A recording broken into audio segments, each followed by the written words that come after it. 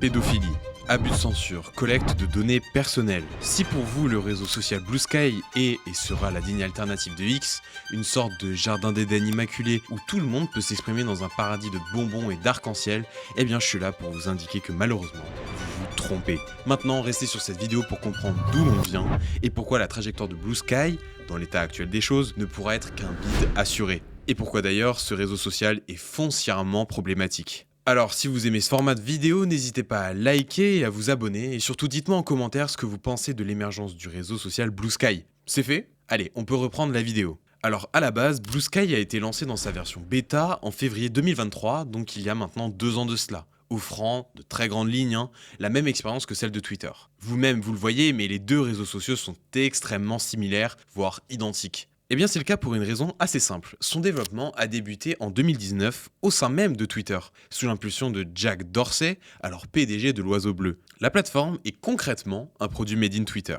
En 2019, le PDG a lancé ce projet, selon ses termes, pour créer une nouvelle norme de plateforme ouverte et décentralisée. Une façon un peu abrupte de dire que son idée était de créer le réseau social de demain différemment, où tout le monde, chaque internaute, pourrait participer à sa manière à la vie et au fonctionnement de la plateforme, sans que cela soit contrôlé par une seule entreprise fermée. Le projet a ainsi été porté par Jay Graber, une développeuse expérimentée de la Silicon Valley, qui a exigé, obligé, que Blue Sky soit entièrement indépendant de sa maison mère, donc de Twitter. Une chose qui lui a été acceptée. La fin du processus de création de Blue Sky est alors annoncée en début d'année 2023, et leurs créateurs ont structuré ce réseau en tant que Public Benefit Corporation. En somme, c'est un système qui combine des objectifs lucratifs avec une mission d'impact social positif. En gros, c'est le fait de gérer le réseau comme une safe place, un espace sûr, sain et adapté à tous. Selon Jay Graber elle-même, la mission de l'entreprise est de construire un meilleur écosystème social pour les gens, ce qui posera très vite problème, et on en parlera plus tard,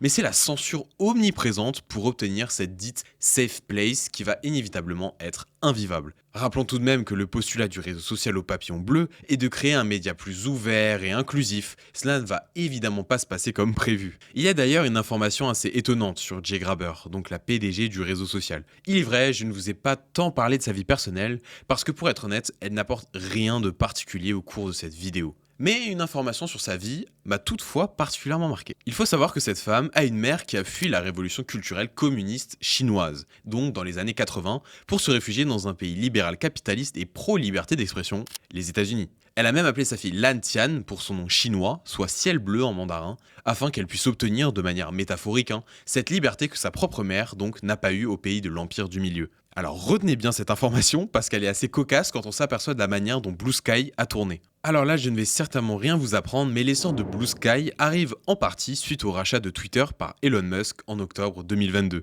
Cette acquisition a poussé de nombreux utilisateurs à participer à une forme d'exode sur le réseau social du papillon bleu. X a notamment été interdit au Brésil, et oui, car la plateforme diffuserait de fausses informations et menacerait la démocratie, rien que ça. On a aussi eu de nombreux mouvements à travers le monde qui ont milité pour le boycott de X. En France par exemple, il y a eu le Hello Kitty X, qui est une sorte de mouvement d'opération poussé par de nombreux militants de gauche ou autres d'ailleurs, pour quitter cette plateforme considérée comme nauséabonde et inappropriée. En tout cas, pas moins de 17 000 utilisateurs se sont inscrits à cette opération, un chiffre plutôt conséquent, qui montre donc une véritable tendance là-dessus. Tout cela a en tout cas accéléré l'essor et la popularisation de Blue Sky, lui permettant d'atteindre 10 millions d'utilisateurs en septembre 2024. Aujourd'hui, Blue Sky en est à 31 millions d'utilisateurs inscrits. À titre de comparaison, X en est à 500 millions d'utilisateurs actifs. Alors les problèmes de Blue Sky, il y en a pas mal, mais j'ai décidé de vous lister cela à travers 3 grands arguments qui seront assez exhaustifs des problématiques qui peuvent se poser pour le réseau.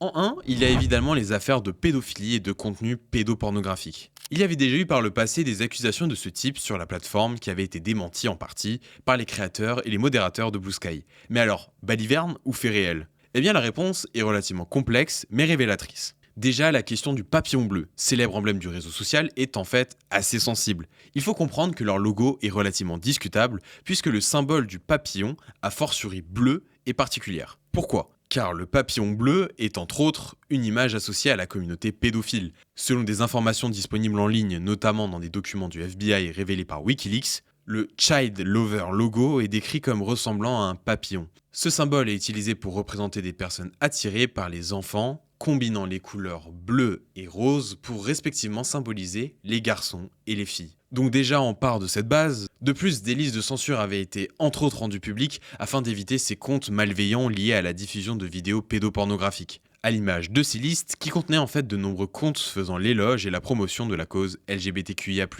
Ce qui a encore une fois dénoncé un flou entre réalité et dénonciation calomnieuse. Et encore une fois, cela a été assez gênant pour Blue Sky. Surtout que depuis, on parle de faits qui sont des occurrences, des faits isolés. Mais rappelons-le, des rapports étaient bien l'idée que cela ne serait pas simplement anecdotique. Selon Le Monde et le site brésilien Nucleo, Blue Sky abriterait officiellement pas moins de 125 comptes actifs partageant du matériel pédopornographique codé. Rien que ça. Même Elon Musk s'était justement mêlé de cette affaire en expliquant objectivement cette réalité. Évidemment, il a été accusé d'être un complotiste d'extrême droite, encore une fois, les mêmes clous pour les mêmes martyrs. L'un des autres gros problèmes de Blue Sky est le fait qu'il repose énormément sur sa communauté pour gérer la modération. Alors je vous vois venir, vous allez me dire oui mais c'est exactement ce que fait X, tu es incohérent, etc.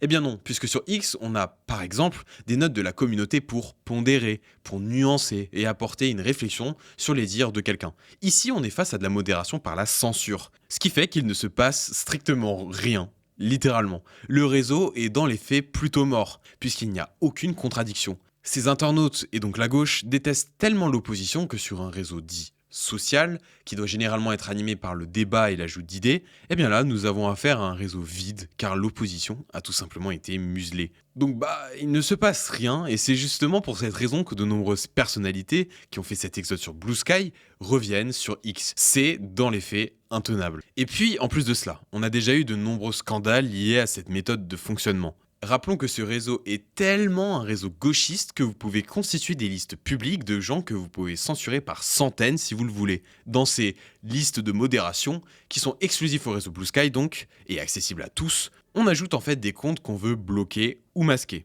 Si quelqu'un est intéressé par une liste, elle peut s'abonner à elle et donc bloquer ou masquer les utilisateurs concernés. Et donc on a créé à cet effet des modérateurs pour justement conserver une forme de safe play sur le réseau, sauf que eux-mêmes doivent être modérés et ainsi de suite. Enfin voilà quoi. L'horreur c'est que tout le monde bloque tout le monde. Je vous suggère vraiment d'aller y faire un tour et regarder. En fait, un réseau qui est censé vivre par le débat mais sans opposition à sa propre idée, eh bien il n'y a de fait pas de débat, ce qui en fait un réseau HS. La plateforme avait également mis en place, pour être encore performant dans la censure, parce que ce n'est jamais suffisant, un système de signalement à destination des utilisateurs. Pourquoi pas, dans les faits. Mais les internautes de ce réseau sont tellement des délateurs qu'il y a eu un nombre de signalements trop important, colossal, ce qui avait mis les serveurs du papillon bleu en échec. Le réseau a même dû faire un communiqué officiel pour annoncer que cela n'était tout simplement pas viable. En novembre 2024, donc, l'entreprise a annoncé avoir reçu un nombre record de 42 000 signalements de modération en seulement 24 heures. Nous vous remercions de votre patience pendant que nous augmentons la capacité de notre équipe de modération et que nous recrutons de nouveaux membres pour soutenir cette charge, avait-il déclaré. La plateforme avait aussi fait face à sa plus grande controverse en décembre 2024 face à l'arrivée sur la plateforme d'un journaliste et personnalité médiatique de droite états-unienne, Jess Singal. Alors Jess Singal, vous ne le connaissez sûrement pas, mais en somme c'est un journaliste, chercheur et plus largement une personnalité médiatique populaire des États-Unis qui a notamment écrit des ouvrages, fait des reportages sur les dérives du camp du bien et plus particulièrement sur la question de la transition de genre. Il fait notamment des podcasts sur la question et est également écrivain pour le New York Times et The Guardian. L'association LGBTQIA+, GLAAD, a inclus Singal dans son projet de responsabilisation qui documente la rhétorique anti-LGBT et les actions discriminatoires. Et en gros, face à la présence de Jess Singal sur Blue Sky, considéré par beaucoup comme transphobe, toujours les mêmes effets de langage, cela ne change pas, eh bien cela a donné lieu à une pétition signée par plus de 25 000 personnes demandant son retrait en vertu des politiques de modération de la plateforme. Et tenez-vous bien, il est devenu la personne la plus bloquée sur Blue Sky,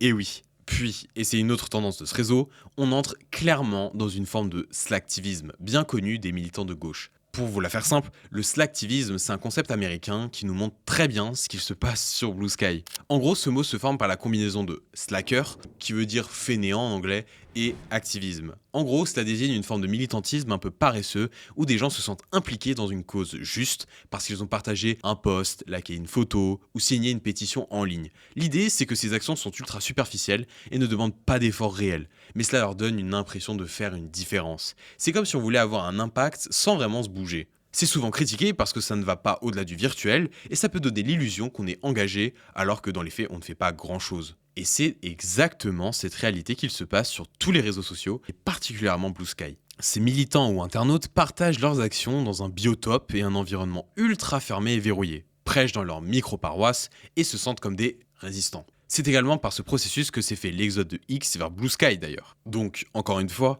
on est sur une forme de faux militantisme qui est relativement insupportable. Au-delà de cela, il y a aussi une problématique évidente, mais rappelez-vous que ces listes, dont je vous ai parlé avant, sont publiques. En fait, Blue Sky utilise un système diamétralement différent de celui de la plupart des sites de médias sociaux lorsqu'il s'agit de bloquer quelqu'un. Sur la plupart des sites, le blocage n'est visible que par le bloqueur et le bloqué. Blue Sky, quant à lui, stocke ses données sur un serveur auquel tout le monde peut accéder, même s'il n'a aucun lien avec le blocage en question. Par exemple, le blocage d'un utilisateur avec lequel vous avez des problèmes privés rend ces problèmes publics si quelqu'un d'autre consulte votre compte sur le serveur. Le blocage d'un compte politique, par exemple, signifie que vos propres positions peuvent être facilement divulguées et être accessibles à un nombre infini de personnes. Beaucoup parmi elles peuvent obtenir vos informations privées. Rappelez-vous que presque toutes vos informations sont stockées dans une base de données API publique. Vous ne devez pas vous attendre à ce que votre vie privée soit respectée lorsque vous l'utilisez, ce qui est un vrai problème. Blue Sky a atteint les 20 millions d'utilisateurs en novembre, doublant ainsi son nombre d'utilisateurs en seulement 2 mois. Il y a actuellement environ une personne qui rejoint Blue Sky chaque seconde, soit 43 200 nouveaux utilisateurs par jour. L'essor de ce réseau social est tout simplement incontestable, bien sûr. Mais rappelons surtout qu'en comparaison avec X, ou même d'autres plateformes sociales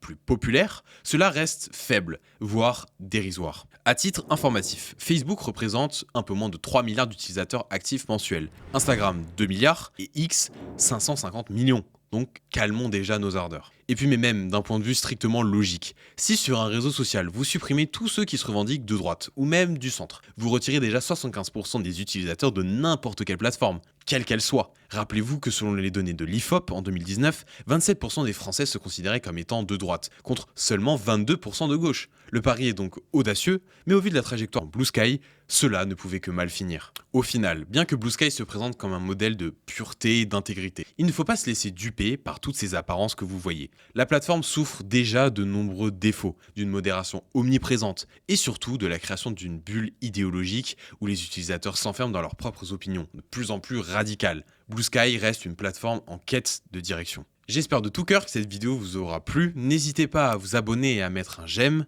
Nous, on se retrouve très bientôt. En attendant, je vous remercie. Ciao!